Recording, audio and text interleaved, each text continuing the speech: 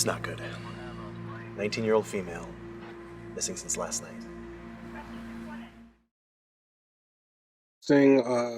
Examination of a lot of classic horror tropes. This is obviously the serial killer backdrop and the religious themes backdrop, but I thought having him still be in hell, I do believe, sort of reflected a strong thematic idea of being trapped by your own demons and sort of being tortured even while you were once the torturer. I thought the acting was quite strong, especially the female lead. It was very easy to become empathetic and sympathize with her journey, given her backdrop of, I believe, her daughter had also died in a way that forced her to want to be a police officer. And I thought that the entire piece was really tied together well by the score in particular and the editing, which gave a very sleek and foreboding, suspenseful feel to the entire piece that really maintained throughout and was able to sort of create a big picture stylistic approach that you would normally see in a full feature film, but was able to condense it down into it. Excuse me, to condense it down to a short film concept. So I thought it was well done. Clearly, a labor of love and a strong sense of passion to blend such dark themes in a way that was coherent. This is a really interesting and fun short, also very creepy, with a lot of different layers. I think that the filmmakers did a really great job of juggling all the different through lines that they were trying to accomplish. I think that they came through really well. I love the different lighting of the storylines and the different like color palette of each storyline. I thought that did a really great job in helping us distinguish where and when we are in time. And the female lead was great. I love the twist. I thought that the twist was very traditional to the horror genre, but they took a spin on it with the recreation and the reanimation of the victim over and over and over again. I think it was also a really nice subversion of like the horror genre. Like we do see her brutal murder, but these two women are definitely in control of this narrative. And you don't really understand that it's their story up until the very end. You don't really understand that it's his story up until the very end. From the beginning to the end, she's driving the story forward. And I love like the religious overtones and like the confessional of it all. I thought that all of that worked really well together with the loop quality of the short. Surprising horror, very powerful. I really love the cinematography and direction, especially the moving shots. And what I love more was the ending. And you see Heather is just going there and he finds the killer in front of her and he just kills him. She kills him, sorry.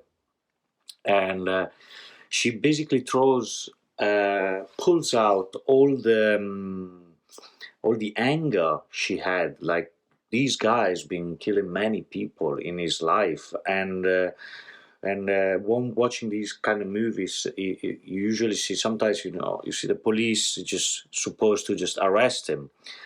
But Heather doesn't do that. She just kills him because she wants to pay him with the same money he used. And it's a very powerful ending. And I think a lot of the people from the audience, myself included, really, really root for Heather in the end. And because the killer got what he deserved for having been stopped so many lives and so young. So it was a great, excellent production and really exciting, and it kept me glued to the screen. This was definitely an original story and approach to the concept of hell, right and wrong, and seeking justice. Impressive performances and setting. I liked how they took advantage of the mainstream Western religious concept of bad people go to hell and challenged it on what constitutes bad people in the eyes of God, or this God that they are portraying here. Anyways, it is scary and so well scripted. I really enjoyed it. This is quite an accomplishment for a 48-hour project. Really, okay, the writing may have been done beforehand. I'm not sure how the rules of that work, but writing was great. Performances were fantastic. Great use of locations. Even small compositional things like when our lead detective is talking to the priest, how they both happen to have a crucifix behind them, and just good technical shots. Yeah, they just accomplished a lot in a short time, both in the duration of the film and in a short period of actual real time. So yeah, I loved it for that. I thought it was a superbly put together film. It's a very interesting, sort of mind-bending concept. I really liked the reveal at the end with that the mother murdered her daughter's killer and sent him to hell. So that reveal at the end was really effective. I thought that was cool. I like that this film showed sort of a different, darker side to a mother's grief and what can become of that. The acting in this film was really well done. The gore was really creepy and effective, but not overdone.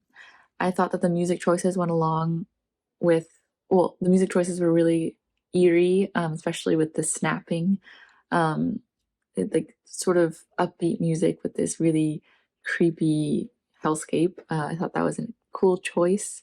Combines the notion of a horror film and religion into one. It's been done, but this actually took a different take on it. Seeing the villain in hell, still torturing victims, while actually torturing himself. But I also had the sympathetic mother who turned into a cop because of the death of her own child. This film dealt with a lot of complex issues in a very short amount of time, which made it definitely worth watching because not very many short films can do that.